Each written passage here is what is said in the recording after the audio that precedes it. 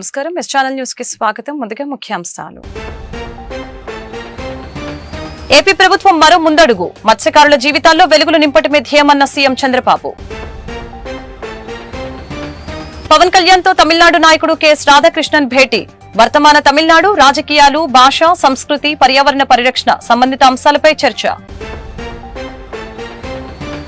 సామూహిక సీమంత కార్యక్రమంలో పాల్గొని మహిళలకి పసుపు కుంకుమ చీరలను అందజేసిన సెంట్రల్ ఎమ్మెల్యే బోండా ఉమ్మ. మహిళా సాధికారతే రాష్ట్ర ప్రభుత్వ ధ్యేయమని వ్యాఖ్య. మాజీ ఎంపీ కేశినేని నానిపై టీడీపీ నేత గొట్టుముక్కల రఘురామరాజు ఫైర్. రాష్ట్ర అభివృద్ధిని వైసీపీ అడ్డుకుంటుందని ధ్వజం. ఏపీ ప్రభుత్వం మరొక ముందడుగు వేసింది. తాజాగా కొత్త పథకానికి శ్రీకారం చుట్టింది. ఇవాళ సీఎం చంద్రబాబు నాయుడు శ్రీకాకుళం జిల్లా ఎచ్చెల్ల మండలంలోని బుడగట్లపాలెం గ్రామంలో మత్స్యకార సేవలో అనే పథకాన్ని ప్రారంభించారు. సముద్రంలో చేపల వేటపై ఆధారపడిన కుటుంబాలకి అండగా ఈ మత్స్యకార సేవలో అనే పథకాన్ని తీసుకుని వచ్చారు. మత్స్యకారుల జీవితాల్లో వెలుగులు నింపడమే ధ్యేయంగా కూటమి ప్రభుత్వం పనిచేస్తుందని సీఎం చంద్రబాబు పేర్కొన్నారు. శ్రీకాకుళం జిల్లా ఎచ్చెల్ల మండలం బుడగట్లపాలెంలో పర్యటించిన చంద్రబాబు మత్స్యకార చేయుత పథకాన్ని ప్రారంభించారు. ఈ సందర్భంగా మాట్లాడుతూ మత్స్యకారుల కష్టాన్ని తాను దగ్గర నుంచి చూశానని, వారిని ఆదుకోవాల్సిన బాధ్యత తనపై ఉందని తెలియజేశారు. అందుకే మత్స్యకార చేయుత పథకం కింద ఏడాదికి 20,000 అందించనున్నట్లు తెలిపారు. సమాజంలో వెనుకబడిన వర్గాల్లో అట్టడుగు నుండే కొన్ని వర్గాలున్నాయి. అందులో మత్స్యకారులు ఒకటి. మీరెప్పుడు సముద్రాన్నే నమ్ముకున్నారు. తెల్లవారుతో పోయి అర్ధరాత్రి పోయి మళ్లీ తిరిగి రావాలంటే ఆడబిడ్డలు తిరిగి వచ్చే వరకు ఎక్కడికక్కడ గందరగోళంగా భయాందోళనలో ఉంటారు. అలాంటి జీవితం మీది. అలాంటప్పుడు మీ ఆదాయం కూడా అక్కడికక్కడే వచ్చే పరిస్థితి వచ్చింది. అదే సమయంలో ఈరోజు మీరు చూస్తే వేట విరామం 2 నెలలు 61 రోజులు మనం ఇస్తాం. దానికి కారణం సముద్రంలో చేపల అభివృద్ధి కావాలి. పిల్లలు వేసే సమయం అది. ఆ సమయంలో డిస్టర్బ్ అయితే చేపే ఉండదు. కాబట్టి విరామం ఇవ్వాలనే ఉద్దేశంతో విరామాన్ని ఇచ్చే పరిస్థితికి వచ్చాం.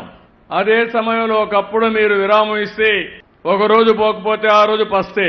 అందుకే నేను ఆలోచించిన తర్వాత 14వ సంవత్సరం 15వ సంవత్సరంలోనే వేట విరామం సమయంలో ఆర్థిక సహాయం ఇవ్వాలని నిర్ణయించిన పార్టీ తెలుగుదేశం పార్టీ అని చెప్పి నేను మీకు తెలియజేస్తున్నా. ఆ తర్వాత ఒక 10,000 ఇచ్చారు. 10,000 ఇచ్చారు కానీ చాలా ఉపన్యాసాలు చెప్పారు. ఫిష్ ఆంధ్ర అన్నారు. 300 కోట్లు ఖర్చు పెడతామన్నారు. ఏం పెట్టారో నాకైతే అర్థం కాలేదు. ఏ మత్స్యకారుడి జీవితమైనా బాగుపడిందా అని మిమ్మల్ని అడుగుతున్నా. మీకు లాభం జరిగిందా అని మిమ్మల్ని అడుగుతున్నా. ఈరోజు నాకు కష్టాలున్నాయని నేను చెప్పొచ్చు కానీ నేను చెప్పను. అందుకే 1,29,178 కుటుంబాలకి 20,000 చొప్పున 259 కోట్ల రూపాయలు మీ అకౌంట్లో ఈరోజు నేను వేశానని చెప్పి కూడా నేను మీకు తెలియజేస్తున్నాను. నేను కూడా బటన్ నొక్కచ్చు, కానీ నేను బటన్ నొక్కలా. నేరుగా మీ దగ్గరకు వచ్చా. మీ సమక్షంలో మాట్లాడుతున్నా. మీ కష్టాలు నేను అర్థం చేసుకోవడానికి వచ్చాను. ఏదో వచ్చినప్పుడు ఇంత మునుపు ఉండే పాలకులు వచ్చుంటే ఇక్కడుండే మీ కొబ్బరి చెట్లు గోవిందా. ముందు కొబ్బరి చెట్లు వెళ్ళిపోయేటివి. అంటే ఒక నాయకుడు వస్తే ప్రజాహితం కోసం వచ్చినప్పుడు చెట్లు నరికేయడం, లేకుంటే ఎక్కడికక్కడ పరదాలు కట్టేయడం, అనేక సమస్యలు. ఇంకైతే కొంతమంది ఇంట్లో నుంచి బయట రానియకుండా నెత్తిన చేపెట్టడం, ఇలాంటివన్నీ కూడా నేను ఒక నెగతాళు చేయడం లేదు. కానీ నేను చెప్పేది ఏంటంటే ఎప్పుడు కూడా ప్రభుత్వం అనేది ఒక బాధ్యతగా ఉండాలి. ప్రజల ఆదాయాన్ని. రాష్ట్ర ఉప ముఖ్యమంత్రి జనసేన అధ్యక్షులు పవన్ కళ్యాణ్ ని తమిళనాడుకు చెందిన సీనియర్ రాజకీయ నాయకుడు, రచయిత, పర్యావరణ పోరాట నాయకుడు కెఎస్ రాధాకృష్ణన్ మర్యాదపూర్వకంగా శుక్రవారం భేటీ అయ్యారు. ఈ సందర్భంగా వర్తమాన తమిళనాడు రాజకీయాలు, భాష, సంస్కృతి, పర్యావరణ పరిరక్షణ సంబంధిత అంశాలు చర్చకు వచ్చాయి. పర్యావరణపరమైన విషయాల్లో రైతాంగ పోరాటం, కన్నగి ఆలయం విషయంపై కేరళ ప్రభుత్వంతో సాగిన న్యాయ పోరాటంలో తన పాత్రని రాధాకృష్ణన్ తెలియజేశారు. పశ్చిమ కనుమలలో పర్యావరణ పరిరక్షణకి నేషనల్ గ్రీన్ ట్రిబ్యునల్ చేసిన పోరాటాన్ని సందర్భంగా వివరించారు. ఈ సందర్భంగా రాజకీయంగా తమిళనాడు మాజీ ముఖ్యమంత్రి దివంగత కరుణానిధి నెడుమారన్, ఈవీకే సంపత్ లాంటి నాయకులతో ఉన్న అనుబంధాన్ని ఆయన ఈ సందర్భంగా ప్రస్తావించారు. అలాగనే పవన్ కళ్యాణ్ ని సత్కరించి కరుంగాలి కంబును బహుకరించారు. కరుంగాలి కంబుకి ఇరువైపులా పవిత్రమైన పంచలోహాలతో కూడిన క్యాప్స్ ఉంటాయని రాధాకృష్ణన్ వివరించారు. మహిళా సాధికారత రాష్ట్ర ప్రభుత్వ ధ్యేయమని ప్రభుత్వ విప్ సెంట్రల్ శాసనసభ్యులు బోండా ఉమామేశ్వరరావు అన్నారు. డ్వాక్రా పథకం ద్వారా మహిళా ఆర్థిక స్వావలంబన దిశగా చేయూతను అందిస్తున్నామని చెప్పారు. రానున్న రోజుల్లో సూపర్ 6 హామీలో భాగంగా మహిళలకి ఉచిత ప్రయాణం అమలు చేస్తామని స్పష్టం చేశారు. 64 డివిజన్ కండ్రికలో డివిజన్ టీడీపీ అధ్యక్షులు కె రవికుమార్ డివిజన్ కమిటీ ఆధ్వర్యంలో గర్భిణీ మహిళలకి సామూహిక సీమంతం కార్యక్రమాన్ని నిర్వహించారు. పుట్టినింట్లో మహిళలకి ఏ విధంగా సీమంతం జరుగుతుందో ఆ విధంగా సామూహిక సీమంతాలని జరిపించడం జరిగింది. ఈ కార్యక్రమానికి ముఖ్య అతిథిగా హాజరైన ఎమ్మెల్యే బోండా ఉమామేశ్వరరావు మహిళలకి పసుపు, కుంకుమ, చీర, జాకెట్, గాజులు, పువ్వులు, ఐసీడీఎస్ ద్వారా మందులు, పోషకాహారం, స్వీట్స్ అందజేసి సీమంతాల్ని జరిపించడం జరిగింది. 2014లో టీడీపీ ప్రభుత్వం అధికారంలోకి వచ్చిన తర్వాత మహిళలకి ప్రభుత్వ పరంగా సామూహిక సీమంతాలు జరిపేవారని, వైసీపీ ప్రభుత్వం అధికారంలోకి వచ్చిన తర్వాత ఆ విషయాన్ని విస్మరించిందని తెలియజేశారు. మరలా ప్రస్తుతం టీడీపీ ప్రభుత్వ పాలనలో మహిళా సంక్షేమానికి పెద్దపీట వేస్తూ సామూహిక సీమంతం కార్యక్రమాలు సైతం పునరుద్ధరించామని తెలియజేశారు. సెంట్రల్ నియోజకవర్గంలో 21 డివిజన్లో ఈ కార్యక్రమాన్ని నిర్వహిస్తామని అన్నారు. గర్భిణీ మహిళలకి ప్రభుత్వ ఐసీడీఎస్ ఆధ్వర్యంలో పోషకాహారాన్ని అందించడమే కాకుండా గర్భిణీకి సుఖప్రసవం అయ్యే వరకు వైద్య సేవలను సైతం ఉచితంగా అందిస్తామని తెలియజేశారు. మహిళలకి ఎన్నికల హామీకి ఏడాదికి ఉచితంగా 3 గ్యాస్ సిలిండర్లని అందిస్తున్నామని తెలిపారు. రానున్న కాలంలో ఉచితంగా ఆర్టీసీ బస్సుల్లో ఉచిత ప్రయాణం సౌకర్యం కల్పిస్తామని అన్నారు. డ్వాక్రా పథకం ద్వారా మహిళా ఆర్థిక స్వావలంబన దిశగా చేయూతను అందిస్తున్నామని అన్నారు. స్వయం ఉపాధి కల్పనపై దృష్టి సారించి కుట్టు శిక్షణ కార్యక్రమాలు ప్రభుత్వ పరంగా చేపడుతున్నామని అన్నారు. మహిళా సంక్షేమానికి ప్రభుత్వం కట్టుబడి ఉందని సామూహిక సీమంతం కార్యక్రమాన్ని ఏర్పాటు చేసిన డివిజన్ టీడీపీ కమిటీ అధ్యక్షులు రవికుమార్ దంపతుల్ని అభినందించారు. గర్భిణీ మహిళలకి సీమంతం కార్యక్రమం అనంతరం భోజనాలను సైతం ఏర్పాటు చేశారు. ఎమ్మెల్యే బోండా ఉమామేశ్వరరావు స్వయంగా మహిళలకి పోషకాహారంతో కూడిన భోజనాలను వడ్డించారు. డివిజన్ టీడీపీ కమిటీ అధ్యక్షులు రవికుమార్ మాట్లాడుతూ గర్భిణీ మహిళల సామూహిక సీమంతాల కార్యక్రమానికి బోండా ఉమా హాజరు కావటం తమ తోబుట్టువులుగా భావించి బోండా ఉమా మహిళలకి స్వయంగా సీమంతాలు చేయటం మహిళలకి ఎంతో ఆనందాన్ని ఇచ్చిందని చెప్పారు. ముఖ్యమంత్రి చంద్రబాబు నాయుడు గారి ఆదేశాల మేరకు రాష్ట్రంలో తెలుగుదేశం ఎప్పుడు అధికారంలోకి వచ్చినా మహిళలకి అన్ని రకాలుగా పెద్దపీట వేయటం అనేది సహజంగా జరుగుతూ ఉంటుంది. గతంలో కూడా 2014, 2019 నేను శాసనసభ్యుడిగా, చంద్రబాబు నాయుడు ముఖ్యమంత్రిగా ఉన్నప్పుడు అన్ని రకాలుగా మహిళల కోసం అనేక సంక్షేమ పథకాలు తీసుకొచ్చాం. నేను ప్రత్యక్షంగా గర్భిణీ స్త్రీలు ఎంతమంది ఉంటే అంతమంది నియోజకవర్గంలో వేల మందికి ఆ రోజు శ్రీమంతాలు చేసి మా సొంత డబ్బులతో వాళ్ళకి చీరలు, సారే పెట్టి వాళ్ళకి అన్ని రకాలుగా పుట్టింటి వాళ్ళు ఏ విధంగా చేస్తారో అలా చేసేవాళ్ళం. మళ్ళా ఈరోజు ఈ ప్రభుత్వం 2014లో, 2024లో చంద్రబాబు ప్రభుత్వం, తెలుగుదేశం ప్రభుత్వం, నేను శాసనసభ్యుడు అయినాక మళ్ళా ఈరోజు గర్భిణీ స్త్రీల కోసం శ్రీమంతాల కార్యక్రమం మొదలుపెట్టాం. మొట్టమొదటిగా ఈరోజు 64వ డివిజన్లో డివిజన్ పార్టీ అధ్యక్షులు మరి రవి, అలాగే ప్రధాన కార్యదర్శి బాబు, ఇక్కడ డివిజన్ నాయకుల ఆధ్వర్యంలో ఈరోజు సీమంతాల కార్యక్రమం పెద్ద పండగ వాతావరణంలో మా చెల్లెళ్ళందరికీ కూడా చేయటం మాకు సంతోషంగా ఉంది. ఈ రోజున రవి ప్రత్యేకంగా పుట్టింటి వాళ్ళు ఏ విధంగా గర్భిణీ స్త్రీలకి చేస్తారో ఆ విధంగా చీర కానీ, సారీ కానీ, పళ్ళు కానీ, స్వీట్లు కానీ, పసుపు, కుంకుమ, గాజులు అన్నీ ఇచ్చి ఒక అన్నయ్య ఏ విధంగా చెల్లెళ్ళు మేలు కోరుకుంటాడో ఆ విధంగా వాళ్ళకి అన్ని రకాలుగా సీమంతం చేయటం మాకు సంతోషంగా ఉంది. వాళ్ళకందా భోజనాలు కూడా ఏర్పాటు చేసాం. తెలుగుదేశం ప్రభుత్వంలో అన్ని రకాలుగా మహిళలకి ప్రాధాన్యత, మహిళలకి అన్ని రకాలుగా భద్రత ఉంటుందని కూడా తెలియజేసుకుంటూ ఇది నియోజకవర్గ స్థాయిలో అన్ని చోట్ల కూడా చేస్తాం. 21 డివిజన్లో మా అంగన్వాడీ లిస్టు దగ్గర ఉన్నటువంటి ప్రతి గర్భిణీకి, ప్రతి తెల్ల రేషన్ కార్డు ఉన్నటువంటి గర్భిణీ స్త్రీకి శ్రీమంతం చేస్తాం. వాళ్ళకి బట్టలు పెట్టి పుట్టింటి వాళ్ళు ఏ విధంగా శ్రీమంతం చేస్తారో ఆ విధంగా చేసి చక్కగా వాళ్ళకి రేపు రాబోయే రోజుల్లో చక్కటి డెలివరీ అయ్యేటట్టుగా కూడా అన్ని రకాలుగా ఏర్పాట్లు చేసి పౌష్టికాహారం అంగన్వాడీ ద్వారా వాళ్ళకి ఏ విటమిన్ డెఫిషియన్సీ కానీ, పౌష్టిక లోపాలు లేనటువంటి ఆహారాన్ని ఇచ్చి, పౌష్టికాహారాన్ని ఇచ్చి అన్ని రకాల. మొట్టమొదటిగా సెంట్రల్ నియోజకవర్గంలో శాసనసభ్యుడు బోండా ఉమామేశ్వరరావు గారి ఆదేశాల మేరకు, ప్రభుత్వ వైపు బోండా ఉమామేశ్వరరావు ఆదేశాల మేరకు 64వ డివిజన్లో మొట్టమొదటిసారిగా ఈ కార్యక్రమం నిర్వహించడం జరిగింది. దీనికి బోండా ఉమామహేశ్వరరావు గారు హాజరయ్యి తన అక్క చెల్లెళ్ళందరినీ తోబుట్టులాగా 25 మందికి ఈ 64 డివిజన్లో 13 అంగన్వాడీ కేంద్రాల్లో 25 మంది సభ్యుల్ని ఈ 7వ నెల నుంచి 9వ నెల వరకు ఉన్న గర్భిణీ స్త్రీలందరికీ కూడా చీర సారే పళ్ళు పూలు అన్ని రకాలుగా ఈ సారే అందించి ఘనంగా సత్కరించారు. ఉమామహేశ్వరరావు గారు ఈ కార్యక్రమానికి ఇచ్చేసి ఈ కార్యక్రమం దిగ్విజయం జరిగింది. సింగనగర్లోని తెలుగుదేశం పార్టీ సెంట్రల్ నియోజకవర్గ కార్యాలయంలో శనివారం ఉదయం ప్రభుత్వ whip central MLA Bonda Umamaheswara Rao చేతుల మీదుగా 58వ డివిజన్ 59వ డివిజన్ కి చెందిన లబ్ధిదారులకి ఇళ్ల పట్టాల రిజిస్ట్రేషన్ పత్రాలు అందజేశారు. ఈ పట్టాలతో పాటు వారిని సాలవతో సత్కరించి మహిళలకి చీరలు బహుకరించారు. ఈ సందర్భంగా బోండా ఉమా మాట్లాడారు. పేదల దశాబ్దాల కల నెరవేరింది. ఇప్పుడు పేదలకు పట్టాభిషేకం మొదలైంది. ఎటువంటి మూడవ వ్యక్తులు లేకుండా నేరుగా వారికి పట్టాలు అందజేస్తున్నాం. ఈ విధమైన పనిచేసే శాసనసభ్యులు ప్రజల కోసం ఎలా కృషి చేస్తారో గత 10 నెలల్లో చూపించామని పేర్కొన్నారు.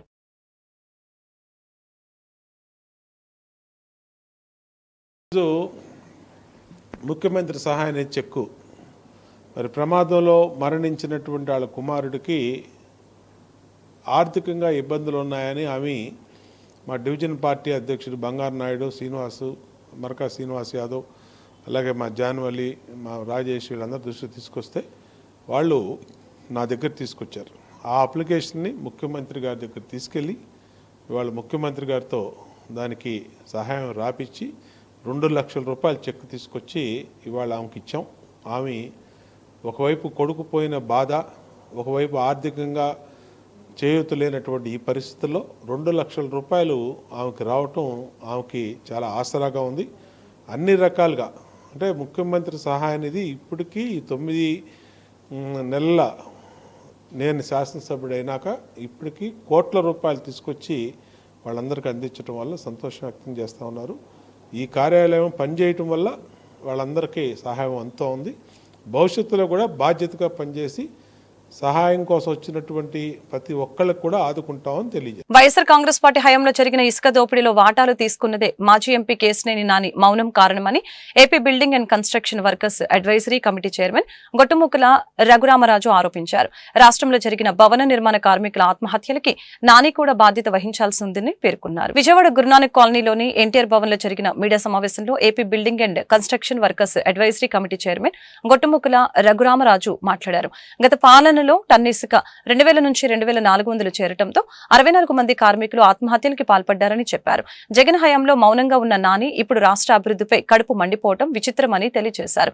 చంద్రబాబు నాయుడు పాలనలో ఉచిత ఇసుక విధానం అమలుతో భవన నిర్మాణ కార్మికులకి మేలు జరుగుతూ ఉంటే అది నానికి నచ్చడం లేదని తెలియజేశారు. మాజీ మంత్రి జోగి రమేష్ తో కలిసి నాని వ్యాపార భాగస్వామిగా పనిచేశాడని, విజయవాడ ప్రజలు అతని అరాచకాలను మరవలేరని చెప్పారు. కేశినేని శివనాథ్ మీద నాని చేస్తున్న విమర్శలు అసత్య ప్రచారమేనని ఖండించారు. గత 2 రోజులుగా విజయవాడ మాజీ పార్లమెంట్ సభ్యులు కేశినేని నాని గారు సోషల్ మీడియా వేదికగా చేస్తున్న వ్యాఖ్యలు చూస్తుంటే దెయ్యాలు వేదాలు వల్లించినట్లుగా అనిపిస్తా ఉంది. ఎందుకంటే ఆయన విజయవాడ పార్లమెంట్ సభ్యుడిగా ఉన్నప్పుడు 2019 నుంచి 24 వరకు ఈ రాష్ట్రంలో ఇసుక అందుబాటులో లేక 64 మంది భవన నిర్మాణ కార్మికులు ఆత్మహత్య చేసిన సంఘటన ఆయన గుర్తురాలని పడుతూ ఉన్నారు.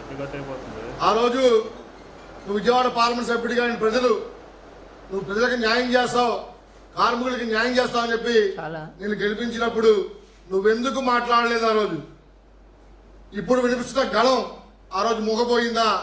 ఏమైంది పడుతూ ఉన్నాం మేము. ఆ రోజు జగన్మోహన్ రెడ్డి ఇసుకని మాఫియా చేసి ఇతర రాష్ట్రాలు తరలిస్తున్నప్పుడు, రాష్ట్రంలో అందుబాటులో లేకుండా చేస్తున్నప్పుడు నువ్వేం చేస్తావని పడుతూ ఉన్నావు. చంద్రబాబు నాయుడు గారు ఎన్డీఏ కూటమి అధికారంలోకి వచ్చిన తర్వాత ఉచిత ఇసుక విధానాన్ని తీసుకొచ్చి ఇసుక వాళ్ళ యజమాని ఇంటికి టన్ను 300 రూపాయలకి వచ్చే పరిస్థితి రోజులు ఉంటే కార్మికులందరూ ఆనందంగా ఇళ్ల నిర్మాణంలో భాగస్వాములతో ఉంటే నువ్వెందుకని చూసి ఓరవలేకపోతా ఉన్నావు అని చెప్పి సందర్భంగా అడుగుతా ఉన్నావు. అదేవిధంగా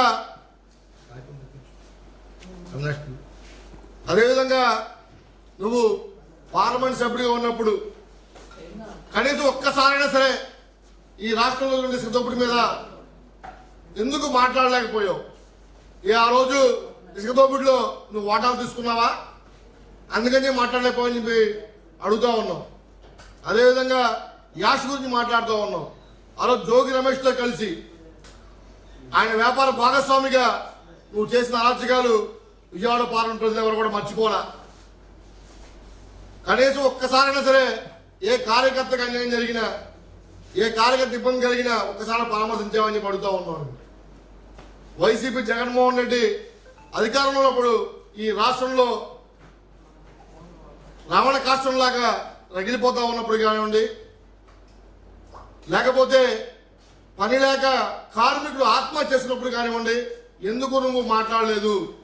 ఈరోజు ఎందుకని అడుగు ప్రభుత్వం మాట్లాడుతుంది పడుతూ ఉన్నాం. వైసీపీ నేతలపై Aryavysya welfare and development corporation chairman Dundi Rakesh తీవ్ర స్థాయిలో విమర్శలు గుప్పించారు. రాష్ట్రం అభివృద్ధి కాకుండా అడ్డుకుంటున్నారని మండిపడ్డారు. వైసీపీ నాయకుల పట్ల ప్రజలు అప్రమత్తంగా ఉండాలని పిలుపునిచ్చారు. వన్ టౌన్ విద్యాధరపురంలోని Arya Vysya welfare and development corporation కార్యాలయంలో జరిగిన విలేకరుల సమావేశంలో మాట్లాడిన చైర్మన్ డూండి రాకేష్ మాట్లాడుతూ వైసీపీ నేతలు రాష్ట్రాన్ని అభివృద్ధి చేయకుండా అడ్డుకుంటున్నారని ఆరోపించడం జరిగింది. కాశ్మీర్ లో ఉగ్రదాడిలో ప్రాణాలు కోల్పోయిన వారికి నివాళులర్పించిన రాకేష్ అదే తరహాలో రాష్ట్రంలో కూడా అభివృద్ధికి అడ్డుపడే రాజకీయ శక్తులు ఉన్నారని ఈ సందర్భంగా విమర్శించారు. ముఖ్యమంత్రి జగన్మోహన్ రెడ్డి నేతృత్వంలోని వైసీపీని తీవ్రవాదులుగా అభివర్ణించారు. ప్రజల సంక్షేమానికి అభివృద్ధికి వ్యతిరేకంగా ఆ పార్టీ వ్యవహరిస్తుందని మండిపడ్డారు. రాష్ట్ర అభివృద్ధి కోసం ముఖ్యమంత్రి చంద్రబాబు నాయుడు, ఉప ముఖ్యమంత్రి పవన్ కళ్యాణ్ తీసుకుంటున్న నిర్ణయాలని తప్పుడు కోణంలో చూపేందుకు ప్రయత్నాలు జరుగుతున్నాయని మండిపడ్డారు. రాష్ట్ర భవిష్యత్తు కోసం ప్రభుత్వం తీసుకుంటున్న చర్యలను వ్యతిరేకించడం బాధాకరమని డూండి రాకేష్ వ్యాఖ్యానించారు. ప్రజలు ఇలాంటి కుట్రల పట్ల అప్రమత్తంగా ఉండాలని పిలుపునిచ్చారు. చాలా హేయమైన విషయం. ఖచ్చితంగా అందరూ భారతీయులందరూ కూడా ఒక తాటి మీదకి వచ్చి దీని మీద ముక్త కంఠంతో పోరాడతామని మరొకసారి తెలియజేస్తూ ఉన్నాం. ఉగ్రదాడులు ఈ విధంగా మన దేశం మీద పడి భారతీయులందరినీ చంపేస్తాం, భారతీయులు ఎవరిని ఉండం, ఇలా హిందూ వ్యతిరేక సంస్థలను కానీ ముఖ్యంగా ఇండియా అని పలికే ఏ వ్యక్తిని కూడా, భారతీయ సంస్కృతిలో బతికే ఏ వ్యక్తిని కూడా బతకనీయమని పోరాడుతూ ఉంటే ఇక్కడ ఆంధ్రప్రదేశ్లో ఇంకొక రకమైన ఉగ్రవాదులు తయారయ్యారు. ఈ ఉగ్రవాదుల యొక్క ముఖ్య ఉద్దేశం ఏంటంటే ఆంధ్రప్రదేశ్ని బాగుపడకూడదు. ఆ ఉగ్రవాదుల యొక్క ముఖ్య ఉద్దేశం ఆ తెలుగు ప్రజలు కానివ్వండి, భారతదేశ ప్రజలు కానివ్వండి బతకూడదు, మేము దాన్ని కేటాయించుకోవాలి, మేము దాన్ని ఇది చేసుకోవాలి అని. కానీ ఆంధ్రప్రదేశ్లోని ఉగ్రవాదుల యొక్క ముఖ్య ఉద్దేశం ఇక్కడ దీన్ని చీల్చి చెండాడాలి, ఏ ఒక్కడికి ఉపాధి ఉండకూడదు, ఏ ఒక్కడికి వ్యాపారం ఉండకూడదు, ఆంధ్ర రాష్ట్రాన్ని ఇబ్బంది పెట్టి రాష్ట్ర ప్రజల్ని దిగజారి స్థాయిలో దిగజార్చే విధంగా చేయాలనేది ఇక్కడ ఆంధ్రప్రదేశ్ రాష్ట్రంలో ఉన్న జగన్మోహన్ రెడ్డి అండ్ కంపెనీకి సంబంధించిన ఉగ్రవాదులు తీసుకునే చర్యలని మీ అందరికి కూడా తెలియజేస్తా ఉన్నా. మరి గత వారం రోజులుగా మనం చూసినట్టయితే ఒక మాజీ నాయకుడు, అన్నీ ఊడిపోయిన ఒక మాజీ నాయకుడు, ప్రజల చేత చేదరించబడ్డ ఒక మాజీ నాయకుడు, నువ్వు పనికిరావురా బాబోయ్ అని ఇక్కడ విజయవాడకు సంబంధించిన పార్లమెంటుకు సంబంధించిన నాయకులందరూ కూడా చెప్పిన ఒక మాజీ నాయకుడు ఈరోజు ఇక్కడ ముచ్చట్లు చెప్తా ఉన్నాడు. అతను ప్రజలకు వచ్చి మాట్లాడలేడు, ప్రజల్లోకి నేరుగా వచ్చి సమాధానం చెప్పలేడు, ప్రజల్లోకి వెళ్ళి నేరుగా ప్రజల సమస్యల మీద ఏ రోజైనా పోరాటం చేసిన వ్యక్తి కాదు అతను. ఓన్లీ దొడ్డిదారిలో అతని యొక్క రాజకీయాల్ని ఈ ట్విట్టర్ను ఒక దాన్ని పెట్టుకొని ఇష్టం వచ్చినట్టు విమర్శలు చేయటం, అతను ఒక ట్వీట్ వేయటం, ఆయన వెనక ఒక గ్యాంగ్ బయలుదేరటం, ఉగ్రవాద గ్యాంగ్ బయలుదేరటం, ఆ ఉగ్రవాద గ్యాంగు ఆంధ్రప్రదేశ్ రాష్ట్రంలో ఉన్న అనేక మందిని విమర్శిస్తూ చంద్రబాబు నాయుడు గారు, పవన్ కళ్యాణ్ గారు తీసుకున్న నిర్ణయాల్ని పూర్తిగా వ్యతిరేకిస్తూ ఇష్టం వచ్చినట్టు పేటీఎం బ్యాచ్తో వాళ్ళు వ్యవహరించడం చాలా దారుణమైన విషయం. దీన్ని మేము విపరీతంగా ఖండిస్తున్నామని తెలియజేస్తా ఉన్నా. అసలు అతను ఇచ్చిన ట్వీట్లో అసలు విషయాన్ని చూద్దాం మనం. ఆయన మాట్లాడతాడు, కంపెనీలకి తక్కువ రేటుకి భూమి ఇవ్వటం తప్పు అంటాడు. అంటే ఉపాధి క్రియేట్ చేయాలంటే కంపెనీకి భూమికి ఏమి ఇవ్వాలండి? ఏమి ఇవ్వాలంటున్నా? వీళ్ళ మాదిరి కంపెనీల నుంచి లంచాలు తీసుకోవాలా? వీళ్ళలాగా డబ్బా కంపెనీలు ఓపెన్ చేయాలా? ఎవరికి ఏ ఉద్యోగస్తుడికి ట్యాక్స్ కట్టకుండా, ఏ కంపెనీ ట్యాక్స్ కట్టకుండా కేవలం బ్లాక్ మనీని వైట్ మనీ చేసుకోవడానికి క్రియేట్ చేసే కంపెనీలు వీళ్ళ కంపెనీలు. ఇక్కడ ఉన్న కంపెనీలు తెచ్చేది దేనికి? ఇక్కడ చదువుకున్న యువతకి ఉద్యోగ అవకాశం. అత్యంత సురక్షితమైన నాణ్యత ప్రమాణాలతో కూడిన సేవలు అందించడంలో అగ్రగామిగా నాగార్జున హాస్పిటల్ గ్యాస్ట్రో ఇంటెస్టినల్ మరియు పల్మనాలజీ ఎండోస్కోపీ విభాగం జాతీయ గుర్తింపు సాధించిందని ఆసుపత్రి chairman and consultant gastroenterologist Kodali Jaganmohan Rao తెలిపారు. దేశవ్యాప్తంగా ఎండోస్కోపీ నాణ్యత ప్రమాణాలను పెంపొందించి లోటుపాట్లను గుర్తించి ఉత్తమ చికిత్సా విధానాలను ప్రోత్సహించే లక్ష్యంతో CAHO జాతీయ స్థాయిలో నిర్వహించిన ఎండోసేఫ్ ఆడిట్ లో భాగంగా నాగార్జునకు ఈ ప్రతిష్టాత్మక గుర్తింపు మరియు గౌరవం లభించిందని చెప్పారు. విజయవాడ కానూరులో నాగార్జున హాస్పిటల్లో ఆసుపత్రి chairman and consultant gastroenterologist Kodali Jaganmohan Rao, admin COO Dhanishta వత్తుల విలేకరులతో మాట్లాడారు.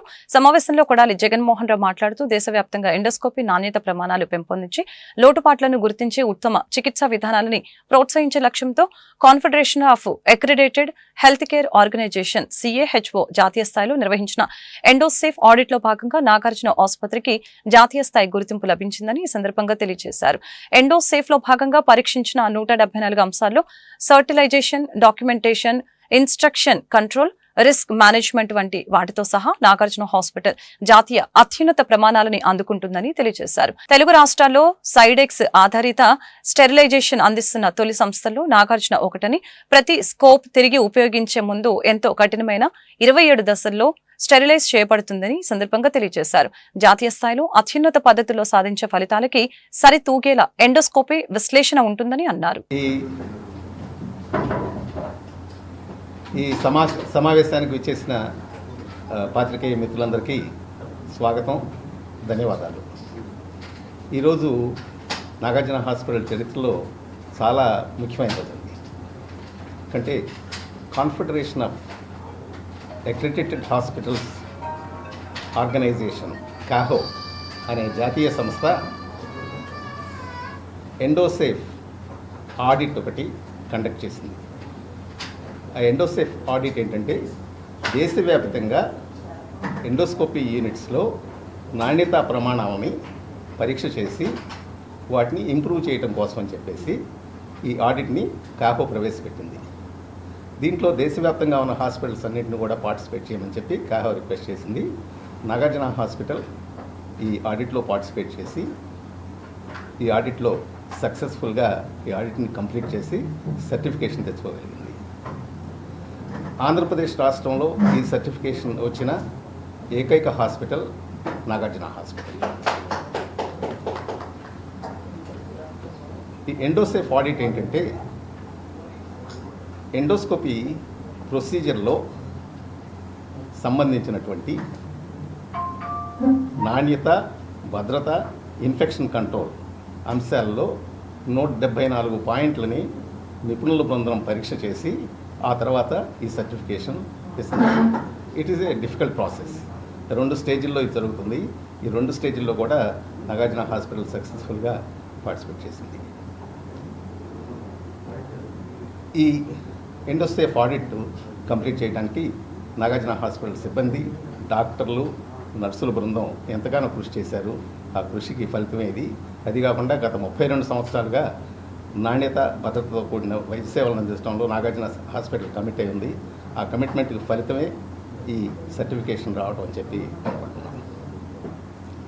ఈ సర్టిఫికేషన్ వలన మీకు నాగార్జున పెద్ద ఇన్వెస్టిగేషన్ అని అనుకుంటారు, బట్ అది చాలా minimally invasive procedure and safe also. ఏదన్నా మనం కఫంలో తెలియని టెస్ట్స్ కానీ, కఫంలో తెలియని ఏమైనా డిసీజ్ ఏదైనా సరే మనం బ్రాంకోస్కోపీ ద్వారా లంగ్స్ ఎట్లా ఉందో చూసుకుని దాని నుంచి మనం ఇన్వెస్టిగేషన్స్ చేయొచ్చు. ఇది safe and non invasive procedure. ఇది ఓన్లీ డయాగ్నోస్టిక్ ప్రొసీజరే కాదండి, థెరపటిక్ కూడా చేయొచ్చు. ఏమైనా blood on the board of directors for Nagarjuna. That's because we were classmates. Dr. Jagan Mohan Rao and I were classmates in medical school, so I know him for longer than anybody else here. And the reason I'm here is because Dhanishta asked me 5 minutes before this meeting started to come in and sit and just smile. I was going to do that, but I just also wanted to, sorry, నాకు తెలుగు రాదంత బాగా, ఎందుకంటే చాలా రోజులు US అందుకని, కానీ ఇప్పుడు ఇక్కడే ఉంటున్నాను కాబట్టి ఐ ట్రై. నాగార్జున హాస్పిటల్ ఇది ఇట్స్ నాట్ సంథింగ్ న్యూ అండి. The way there officer for Nagarjuna hospital అన్ని ఆసుపత్రులకు కానీ వైద్యశాలలకు ప్రజలతో నిర్మించబడ్డ NGO ఆర్గనైజేషన్స్. అది quality council of India national accreditation board for hospital అనేది గుర్తింపిస్తారు. అక్కడ పేషెంట్ సేఫ్టీ ఉండడము, రిస్క్ తక్కువగా ఉండడం, సేఫ్ ప్రాక్టీసెస్ చేస్తున్నారనడానికి అదొక సింబల్ అండ్ అదొక గుర్తింపు. అందులో 2012లో మొదటిసారిగా ఆ అక్రిడేషన్ ఆంధ్రప్రదేశ్లో మొదటి అక్రిడేషన్ నాగార్జున హాస్పిటల్కి వచ్చింది. గత 32 ఏళ్ళ ప్రస్థానంలో అదొక మొదటి మైల్ రాయి. That is one of the achievement. అది అక్కడికి ఆగలేదు. అక్రిడేషన్ అనేది ఒకసారి గుర్తింపు పొందాక బిహైండ్ ఎక్సలెన్స్ని కేర్ని బిహైండ్ బౌండరీ చేయాలని మా యాజమాన్యం కానీ ఆర్గనైజేషన్. కాశ్మీర్లోని పహల్గాం పర్యాటకులపై పాకిస్తాన్ ఉగ్రవాదుల దాడి పిరికిపంద చర్యగా Andhra Pradesh union of working journalist రాష్ట్ర అధ్యక్షులు ఐవి సుబ్బారావు అభివర్ణించారు. శాంతియుత పర్యటన ప్రాంతమైన పహల్గాంలో పాక్ ఉగ్రవాదులు బరితెగించి పర్యాటకుల్ని కాల్చి చంపడం దురదృష్టకరమని చెప్పారు. ఏపీయూడబ్ల్యూజే ఆధ్వర్యంలో ప్రపంచ శాంతిని కాంక్షిస్తూ విజయవాడ ప్రెస్ క్లబ్ నుండి ధర్నా చౌక్ వరకు శాంతి సంఘీభావ ర్యాలీ జరిగింది. ర్యాలీని ఉద్దేశించి ఐవి సుబ్బారావు ప్రసంగిస్తూ శాంతియుత పర్యటన ప్రాంతమైన పహల్గాంలో పాక్ ఉగ్రవాదులు బరితెగించి పర్యాటకుల్ని కాల్చి చంపడం దురదృష్టకరమని తెలియజేశారు. ఇది భారత పాకుల మధ్య యుద్ధానికి దారితీసే పరిస్థితులకు దారితీస్తుందని తెలిపారు. ఏపీయూడబ్ల్యూజే రాష్ట్ర ఉపాధ్యక్షులు కంచెల జయరాజ్ మాట్లాడుతూ భారత ప్రభుత్వం తీసుకునే చర్యలకు ఏపీయూడబ్ల్యూజే సంపూర్ణ మద్దతు ఇస్తుందని అన్నారు. కార్యక్రమంలో ఏపీయూడబ్ల్యూజే విజయవాడ యూనిట్ అధ్యక్షులు చావా రవి, కార్యదర్శి దారం వెంకటేశ్వరరావు, ప్రెస్ క్లబ్ కార్యదర్శి దాసరి నాగరాజు, ఐజేయూ కౌన్సిల్ సభ్యులు ఎస్కే బాబు తదితరులు పాల్గొన్నారు.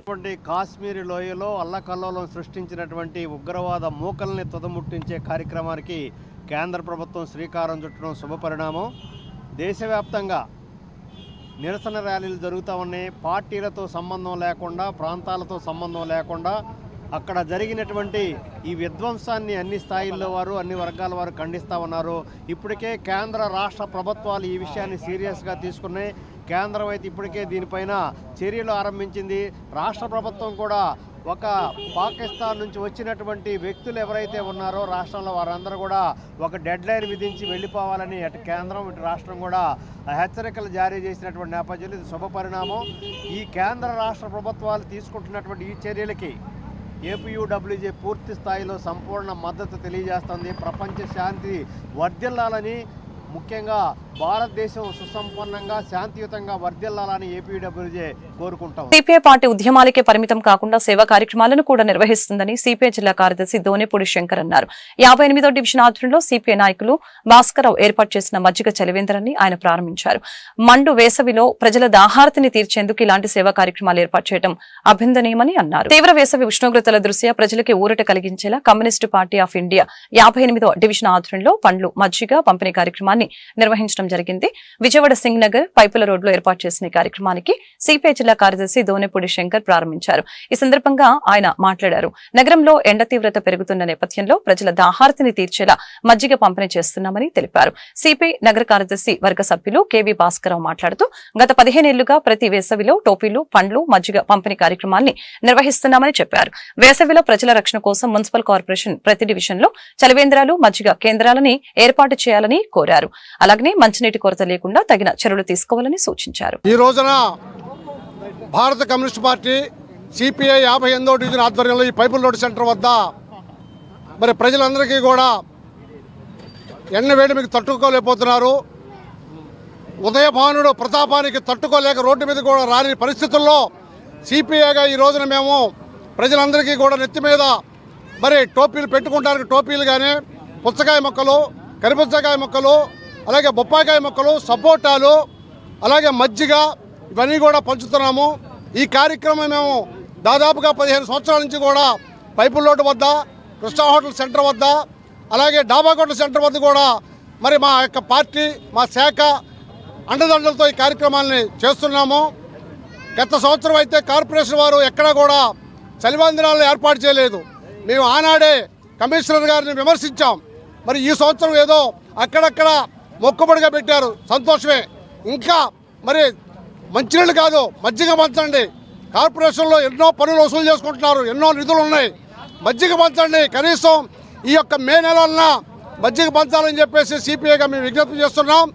అలాగే మరి కార్పొరేషన్ అధికారులు ఇంటి పనులు కానీ, నీటి పనులు కానీ, డ్రైనేజీ పనులు కానీ ఇవన్నీ వసూలు చేయడానికి ఎంతో ఉత్సాహం చూపిస్తున్నారు. మరి లేట్ అయితే కట్ చేసేస్తామని చెప్తున్నారు. అలాగే విద్యుత్ బిల్లులు కూడా నానాటికి అనేక ఛార్జీలు విపరీతమైన ట్రోప్ ఛార్జీలు, ఆ ఛార్జీలు, ఈ ఛార్జీలను పెంచేస్తున్నారు. సరైన నాణ్యమైన కరెంటు కూడా ఇవ్వటం లేదని చెప్పేసి తెలియజేసుకుంటూ, అలాగే ఈ సందర్భంగా ముఖ్యంగా ఒక సమాచారం చెప్పాలి పోలీసు వారికి. ట్రాఫిక్ సిఐ గారికి చెప్పేది ఏంటంటే, ఈ యొక్క పైపు లోడ్ సెంటర్లో సిగ్నల్స్ పెట్టారు. సమాచార హక్కు చట్టాన్ని మళ్లీ పునరుద్ధరించి ప్రజాయుద్ధంగా మార్చాలని పరిరక్షణ సమితి వ్యవస్థాపకులు ఏఆర్కే డేవిడ్ ప్రభుత్వాలను కోరారు. ప్రజల్లో అవగాహన కోసం అక్టోబర్ నెల 12వ తేదీ వరకు సుదీర్ఘంగా రౌండ్ టేబుల్ సమావేశాలు, బహిరంగ సభలు నిర్వహిస్తున్నామని చెప్పారు. ప్రజా పరిరక్షణ సమితి ఆధ్వర్యంలో విజయవాడ ప్రెస్ క్లబ్ లో సమాచార హక్కు చట్టం బలమైన, పటిష్టవంతమైన అనే అంశంపై రౌండ్ టేబుల్ సమావేశం ఏర్పాటు చేశారు. ఈ సందర్భంగా ప్రజా పరిరక్షణ సమితి వ్యవస్థాపకులు ఏఆర్కే డేవిడ్ మాట్లాడారు. సమాచార హక్కు చట్టం 2005లో అమల్లోకి వచ్చిందని, ఈ 20 సంవత్సరాలలో అనేక సంస్కరణలు చేశారని ఈ సందర్భంగా వ్యాఖ్యానించారు. కానీ ప్రస్తుత పరిస్థితుల్లో చట్టాన్ని నిర్వీర్యం చేశారని, సమాచార హక్కు చట్టాన్ని మళ్లీ పునరుద్ధరించి వజ్రాయుధంగా మార్చాలని అన్నారు. అలాగనే ఆర్టీఏ యాక్టివిస్టు పర్వతనేని హరికృష్ణ మాట్లాడుతూ, సమాచార హక్కు చట్టం ద్వారా తాను అవినీతిపై పోరాడితే బెదిరింపులకు గురి చేస్తున్నారని ఆవేదన వ్యక్తం చేశారు. ఏఆర్కే డేవిడ్ ప్రజా పరిరక్షణ సమితి ఆర్గనైజేషన్ నుంచి ఈ సమాచార హక్కు చట్టం పైన రౌండ్ టేబుల్ సమావేశం, రాష్ట్ర స్థాయి రౌండ్ టేబుల్ సమావేశం నిర్వహిస్తున్నాము. ఈ యొక్క ఉద్దేశం ఏంటంటే, మనకు సమాచార హక్కు చట్టం ఈ దేశంలో అమల్లోకి వచ్చిన 2005 సంవత్సరం అమల్లోకి వచ్చింది. ఇప్పుడు 2025 అంటే ఈ మధ్యలో 20 సంవత్సరాల కాలం గడిచింది. ఈ 20 సంవత్సరాల కాలంలో ఈ సమాచార హక్కు చట్టం ప్రజలకు ఎంతవరకు ఉపయోగపడింది, ప్రజలు దీన్ని ఎంతవరకు ఓన్ చేసుకున్నారు, మళ్ళా ప్రభుత్వాలు ఎందుకు ఈ సమాచార హక్కు చట్టంలో నిర్వీర్యపరిచినారు, తర్వాత సవరణ పేరుతో ఎందుకు ఈ సమాచార హక్కు చట్టాన్ని కాలయాపదాన్ని ఒక కూరలు పిరికిన్నారని చెప్పేసి వివిధ జిల్లాల నుంచి. పేరు పర్వతనేని హరికృష్ణ, సోషల్ యాక్టివిస్ట్ని, వివర్ధన ఫౌండేషన్ డైరెక్టర్ని. నేను అనేక ఆర్టీఐలు ప్రజాధనం దుర్వినియోగం అవుతుందని ఆర్టీఐలు 2020 నుంచి వేస్తున్నాను. 2022 సంవత్సరంలో నా ఇంటి మీదకి, నా మీదకి దాడి చేయడానికి వచ్చారు. CC footage, video, audio record call కూడా ఉంది. వెళ్ళి పడమట పోలీస్ స్టేషన్లో కంప్లైంట్ పెట్టాను. ఇప్పుడు దాకా దాని మీద ఏ చర్య తీసుకోలేదు. 2021 సంవత్సరంలో నా సంతకం ఫోర్జరీ చేసి, నీ సమాచారం నాకు అవసరం లేదని చెప్పి నా సంతకాన్ని ఫోర్జరీ చేసి అక్కడ పిఐఓకి పంపించగా వాళ్ళు నా సమాచారం కూడా ఇవ్వలేదు. ఈ ప్రభుత్వం నా మీద జరిగిన దాడిని ఖండించి నాకు, నా ఫ్యామిలీకి, నాకు ఏమీ జరగకుండా చూసుకుంటుంది. అటవీ సంపదను పెట్టుబడిదారులకి అప్పగించేందుకు కగర్ పేరిట ప్రభుత్వాలు చేసిన మారణకాండని ఆపాలని పౌర హక్కుల సంఘం రాష్ట్ర కార్యదర్శి చిలక చంద్రశేఖర్ డిమాండ్ చేశారు. అక్కడ ఉన్న సైనిక క్యాంపులు ఎత్తివేసి సైన్యాన్ని దేశ సరిహద్దులకు పంపి రక్షణ కల్పించాలని కోరారు. ఆదివాసీ హక్కుల పోరాట సంఘీభావ వేదిక ఆధ్వర్యంలో ఆపరేషన్ కగర్ ఆపివేయాలని కోరుతూ గాంధీనగర్ ప్రెస్ క్లబ్ లో రౌండ్ టేబుల్ సమావేశం ఏర్పాటు చేయడం జరిగింది. రాష్ట్ర పౌర హక్కుల సంఘం రాష్ట్ర కార్యదర్శి చిలక చంద్రశేఖర్ ఈ సందర్భంగా మాట్లాడారు. తెలంగాణ, ఛత్తీస్గఢ్ సరిహద్దుల్లో మావోయిస్టులు ఏరివేత పేరిట అక్కడకు పంపిన వేలాది మంది పోలీసులను వెనక్కి తీసుకుని రావాలని ఈ సందర్భంగా కోరారు. అక్కడ ఉన్న సైనికుల క్యాంపులు ఎత్తివేసి సైన్యాన్ని దేశ సరిహద్దులకి పంపి దేశ రక్షణ కల్పించాలని డిమాండ్ చేశారు.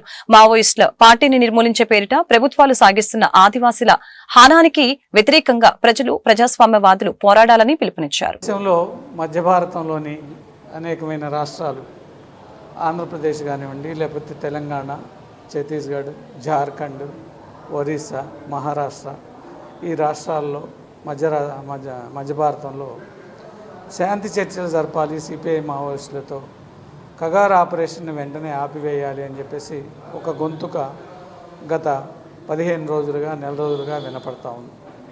ఈ గొంతుకుని నిర్లక్ష్యం చేస్తూ ప్రభుత్వం వైపు నుంచి ప్రకటనలు వస్తున్నాయి. ముఖ్యంగా ఛత్తీస్గఢ్ రాష్ట్రంలో ఆయుధాలు వదిలితేనే చర్చలు అని చెప్పేసి ఆ రాష్ట్ర ప్రభుత్వం మంత్రులు ప్రకటిస్తూ ఉన్నారు. దేశ పాలకులు ఎప్పుడు కూడా ప్రజల శాంతిని ఆకాంక్షించే వాళ్ళు, ఎప్పుడు కూడా శాంతిని కోరుకునే వాళ్ళు ఎప్పుడు కూడా శాంతి చర్చలకు విముఖత చూపకూడదు.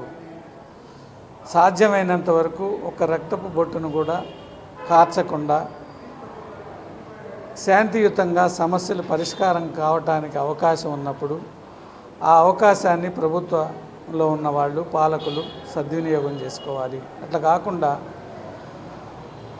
26 మార్చి కల్లా మావోయిస్టులని ఏరివేస్తామని చెప్పేసి మావోయిస్టుల పేరుతో వాళ్ళకి 3 మందిని, ఆదివాసీల్ని చంపుతూ కార్పొరేట్ కంపెనీలకి మొత్తం కూడా ఖనిజ సంపదను మొత్తం కూడా దోచిపెట్టడానికి ప్రభుత్వం ప్రయత్నం చేస్తూ ఉంది. కేంద్ర ప్రభుత్వం కానీ, రాష్ట్ర ప్రభుత్వం కానీ. వీళ్ళు శాంతి చర్చలు. వార్తలు ముగించే ముందు ముఖ్యాంశాలు మరొకసారి. ఏపీ ప్రభుత్వం మరో ముందడుగు, మత్స్యకారుల జీవితాల్లో వెలుగులు నింపటమే ధ్యేయమన్న సీఎం చంద్రబాబు. పవన్ కళ్యాణ్ తో తమిళనాడు నాయకుడు కెఎస్ రాధాకృష్ణన్ భేటీ. వర్తమాన తమిళనాడు రాజకీయాలు, భాష, సంస్కృతి, పర్యావరణ పరిరక్షణ సంబంధిత అంశాలపై చర్చ. సామూహిక సీమంత కార్యక్రమంలో పాల్గొని మహిళలకి పసుపు కుంకుమ చీరలను అందజేసిన సెంట్రల్ ఎమ్మెల్యే బోండా ఉమ్మ. మహిళా సాధికారతే రాష్ట్ర ప్రభుత్వ ధ్యేయమని వ్యాఖ్య. మాజీ ఎంపీ కేశినేని నానిపై టీడీపీ నేత గొట్టుముక్కల రఘురామరాజు ఫైర్. రాష్ట్ర అభివృద్ధిని వైసీపీ అడ్డుకుంటుందని ధ్వజం. ఈ వార్తలు ఇంతటితో సమాప్తం. మరొక బులెటిన్లో మళ్ళీ కలుద్దాం. నమస్కారం.